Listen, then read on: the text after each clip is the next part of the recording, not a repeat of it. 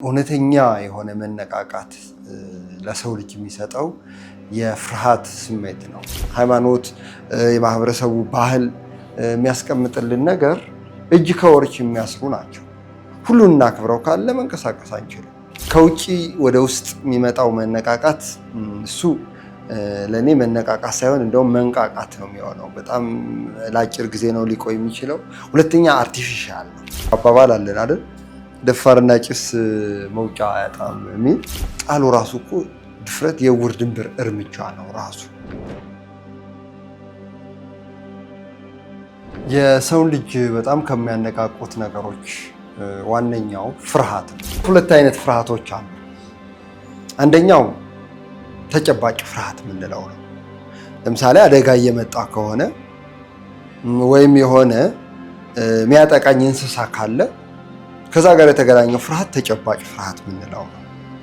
ሌላኛው ግን ፐርሲቭድ ወይም በእውነቱ የሌለ ግን እኛ ውስጥ ስሜቱን የሚፈጥር ሊሆን ይችላል። አንዳንድ ሰዎች ምንም ተጨባጭ ነገር ሳይኖር የፍርሃት ስሜት ሊኖራቸው ይችላል። ያ ፍርሃት ግን የተፈጠረው አእምሯቸው ውስጥ ሊሆን ይችላል። ሁለቱም ፍርሃቶች ግን ተጨባጭም ይሁን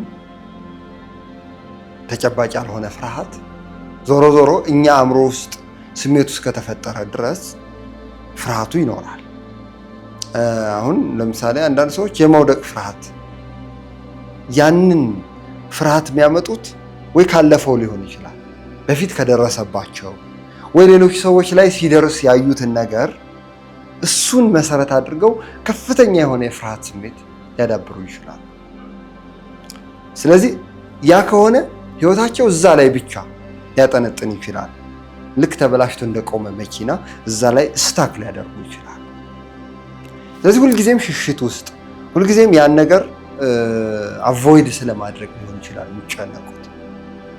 አንዳንድ ሰዎች ደግሞ ፐርሲቭድ ሊሆን ይችላል። የሚፈሩት ነገር ነው፣ የማያውቁትን ነገር ነው የሚፈሩት። ስለዚህ ቀድመው ዛሬ በዛ ፍርሃት ተሸንፈው በጭንቀት ተሽመድምደው ሊጠብቁት ይችላሉ ህይወታቸውን ማለት ነው።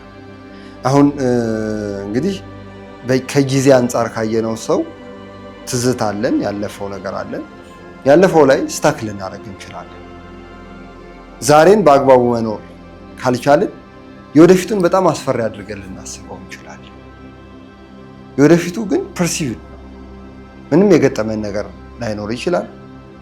ስለዚህ እያንዳንዳችን ህይወትን የምናይበት መነጽር በራሱ አንዳንዶቻችን ህይወት ሁልጊዜ የምንሰጠን እድል አለ። አዳዲስ ነገር መሞከሪያ መድረክ አድርገን የምናይ ልንሆን እንችላለን። ለአንዳንዶቻችን ደግሞ ነገ በጣም አስፈሪና ጨለማ ሆኖ ሊታየን ይችላል። ከውጪ ወደ ውስጥ የሚመጣው መነቃቃት እሱ ለእኔ መነቃቃት ሳይሆን እንደውም መንቃቃት ነው የሚሆነው። በጣም ለአጭር ጊዜ ነው ሊቆይ የሚችለው። ሁለተኛ አርቲፊሻል ነው። በሀገራችን በቅርብ ዓመታት በዓለም አቀፍም ደረጃ አነቃቂ ተናጋሪዎች ተብለው ብዙ ትኩረት ያገኙ፣ ብዙ ሰውም ደግሞ የእነሱን ሀሳብ ወስዶ አንዳንዱ ሰው ባልተገባ እንዳለ የእነሱን ሀሳብ በመውሰድ መንሳፈፍ የገጠመው ብዙ ሰው እንዳለ፣ በተለይ አሁን በቅርብ ጊዜ የማህበራዊ ሚዲያውም ጉዳይ ነበረ። ነገር ግን እውነተኛ የሆነ መነቃቃት ለሰው ልጅ የሚሰጠው የፍርሃት ስሜት ነው። ያ የፍርሃት ስሜት ግን መጠነኛ ወይም የተገደበ ሲሆን ብዙ እንድንሰራ ብዙ ጥረት እንድናደርግ ይገፋናል። ያ ማለት እኛ ወደ አደጋ እየገባን እንደሆነ ወይም ችግር ውስጥ መሆናችንን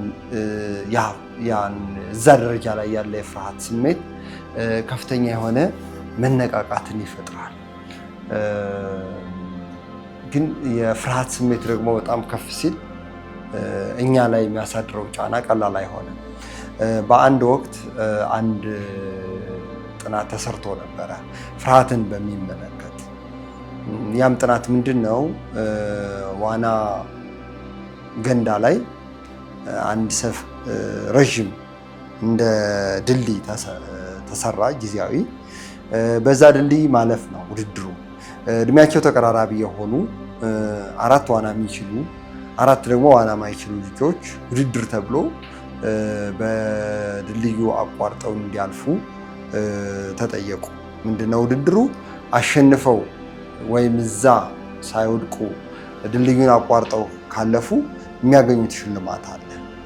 ይህንን ያደረገው ፕሮፌሰሩ ለተማሪዎቹ ስለ ፍርሃት ኃይልና ፍርሃትን ከመናገር ይልቅ ተግባር ምን ያክል እንደሚገልጸው ለማሳየት ለተማሪዎቹ ባደረጉት ሙከራ ዋና የሚችሉት ልጆች ያለምንም ችግር ያንን ድልድይ እያቋረጡ ደጋግመው ማለፍ ቻሉ። ዋና ማይችሉት ግን የተወሰነ 2-3 እርምጃ እንደሄዱ ደጋግመው ይወድቁ ነበረ። ያም የጣላቸው ከፍተኛ የሆነ የፍርሃት ስሜት ስለነበራቸው ነው።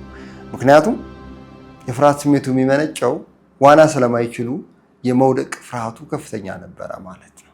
የመውደቅ ፍርሃታቸው ከፍተኛ ከመሆኑ የተነሳ ደጋግመው ሞክረው ግን ደጋግመው ይወድቁ ነበረ። ዋና የሚችሉቱ ግን የተሻለ መተማመን ነበራቸው። መተማመናቸው ምንድነው?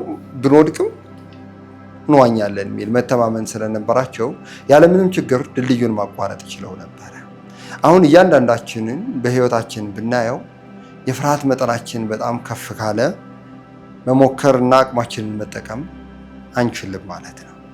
ስለዚህ መጠነኛ የፍርሃት ስሜት እኛን ያነቃናል፣ እንድንሰራ እንድንጥር ሊያደርገን ይችላል። ነገር ግን ያ ከፍ ካለና ራሳችንን መቆጣጠር ማንችልበት ደረጃ ላይ ከደረስን ግን የፍርሃት ስሜቱ አሉታዊ ሚና ይኖረዋል፣ ጫና ይኖረዋል፣ እኛ አቅማችንን እንዳንጠቀም ሊያደርገን ይችላል። እውነተኛ መነቃቃት የሚመጣው ከመጠነኛ ፍርሃት ነው ማለት ነው። አብዛኞቻችን የልማዶቻችን እስረኞች ነን። ይህንን እያንዳንዳችን በየቀኑ የምናደርገውን ነገር ብናየው ድግግሞሽ ይበዛበታል። የልማድን ኃይል ወይም በልማድ ምን ያክል እንደምንገዛ የሚገባን እያንዳንዱን ቀናችንን ውሏችንን ብናየው ሞር ኦር ለስ በጣም ብዙ ድግግሞሽ ያለበት ነው። ስለዚህ እኛ የልማዶቻችን ማለት ልማዶቻችን የሚገነቡት ከልጅነታችን ጀምሮ በተደጋጋሚ በምናልፍበት መንገድ የሚገጥሙ ነገሮች ናቸው ልማዶቻችንን የሚሰሩልን። እያንዳንዳችን በማይታይ ገመድ ውስጥ የታሰርነን ማለት ነው። ያ እስር ግን አንዳንድ ጊዜ ላንገነዘበው እንችላለን። ለምሳሌ አንዳንዶቻችን የማህበረሰቡን ልምድ የማህበረሰቡ ያስቀመጠልን ፍጽምናን መሰረት ያደረገ ህግ ሊያስረን ይችላል። ያ ማለት የማህበረሰቡን ህግ አናክብር ማለት አይደለም። ግን ሁሉን ህግ ልናክብር በካልን ደግሞ መንቀሳቀስ አንችልም። መላወስ የማንችል እስረኛ ያደርገናል ማለት ነው። ስለዚህ የማህበረሰቡን ሁሉን ነገር የማክበር ግዴታ ውስጥ ራሳችንን ማስገባት አይኖርብንም። ጠቃሚና ዋጋ ያላቸው ብለን የምናምናቸውን ማክበር አለብን። ሌሎቹን ደግሞ በልዩነት መቀበልና በራሳችን መንገድ የመስራት ልምምድ ያስፈልገናል ማለት ነው። ሃይማኖት፣ የማህበረሰቡ ባህል የሚያስቀምጥልን ነገር እጅ ከወርች የሚያስሩ ናቸው። ሁሉን እናክብረው ካለ መንቀሳቀስ አንችልም። ግን ምን ያስፈልገናል? እኛ ደግሞ አእምሮ አለን፣ ግለሰባዊ ነፃነት አለን። ስለዚህ ሁለቱን ማመጣጠን ያስፈልገናል።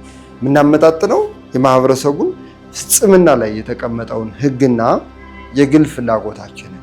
የግል ፍላጎታችን ደግሞ በጣም ልቅነት እንዳያጠቃን የማህበረሰቡም ህግ ፍጽምና ላይ ስላለ ሁለቱን ማመጣጠን ከኛ ይጠበቃል ማለት ነው። እና የልማዳችን እስረኛ ነን ስንል አብዛኞቻችን ከልምድነው ውጪ አዲስ ነገር የመሞከር ፍርሃታችን የሚመነጨው የልማዶቻችን እስረኛ ስለምንሆን ነው።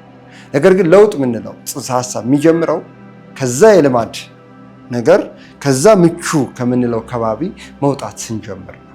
ስለዚህ የኛ የመላመድ ደረጃ በጣም ከፍተኛ በሆነ ቁጥር ለለውጥ ሪላክታንት እንሆናለን ማለት ነው። ነገር ግን ለውጥ የሚጀምረው ሁልጊዜም ከምቾታችን ወይም እዛ ኮምፎርት ዞን ከምንለው መውጣት ስንጀምር ነው። ብዙ ጊዜ በራስ መተማመንንና ድፍረትን አንድና ያው አድርገን እናያቸዋለን። ነገር ግን የተለያዩ ናቸው። ድፍረት የሚወለደው ከፍርሃት ስሜት ነው። ፍርሃታችንን ለማስተንፈስ በምንወስደው እርምጃ ነው ድፍረት የምንለው ስሜት የሚመጣው። መተማመን የምንለው ስሜት ግን አንድን ነገር በአግባቡ ከማወቅ ሰርተን ሞክረን ከማየት ነው። ለምሳሌ መኪና ማሽከርከር የሚችል ሰው በዛ ክህሎት ዙሪያ መተማመን አለ።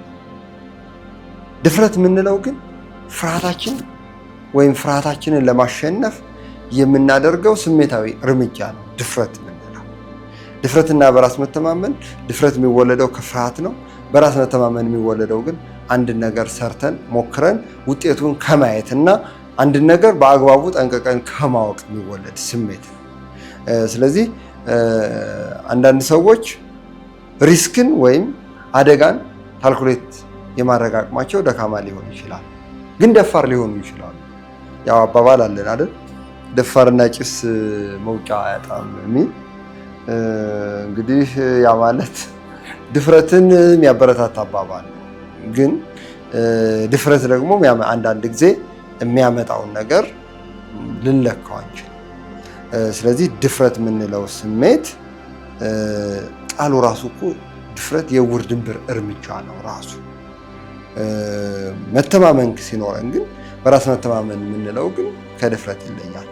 እንደውም ድፍረት ወደ አሉታዊ ስሜትነት ያዘነብላል። በራስ መተማመን ግን ለምሳሌ ስለምናውቀው ነገር በራስ መተማመን ይኖረናል። ምክንያቱም ሞክረነው ሰርተነው ውጤቱን የምናውቀው ነገር ስለሆነ ሁለቱን ነገሮች ቀላቅለን ነው የምንጠቀማቸው። ደፋርን ሰው እንደ በራስ መተማመን እንዳለው አድርገን ካየነው እሱ የተሳሳተ ይመስለኛል። ምክንያቱም አንዳንድ ጊዜ እንደውም አድለር ምን ይለናል? ህይወታችን የማካካስ ውጤት ነው ይላል። ያ ማለት በጣም ጡንቻማ ከሆነው ሰው ውስጥ ያለው ፍርሃት ከኮስማናው ይበልጣል እንደማለት ነው። ግን ፍርሃቱን ለማካካስ ምን ያደርጋል? በጣም ፈርጣማና ግዙፍ ሆኖ መታየት ሊፈልግ ይችላል እንደማለት ነው።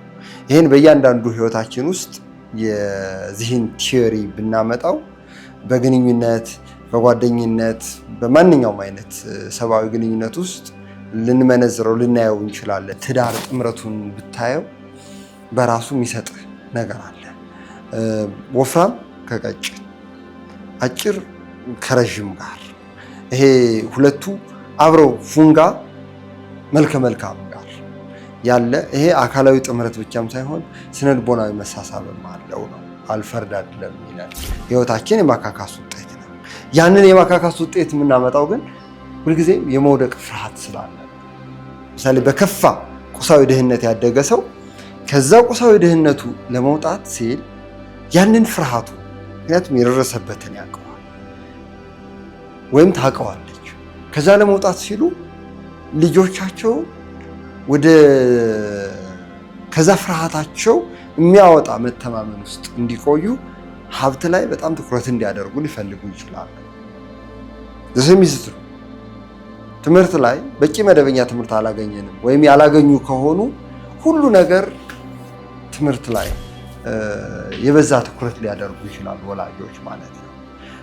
እንግዲህ ይሄ ማለት ወላጆች ሳያውቁትም ቢሆን የነሱን የጎደላቸውን ህይወት በልጆቻቸው የመኖር ፍላጎት ሊኖራቸው ይችላል። ግን ወላጆች ልጆቻቸውን ለመበደል ብለው አይደለም ይሄን የሚያደርጉት።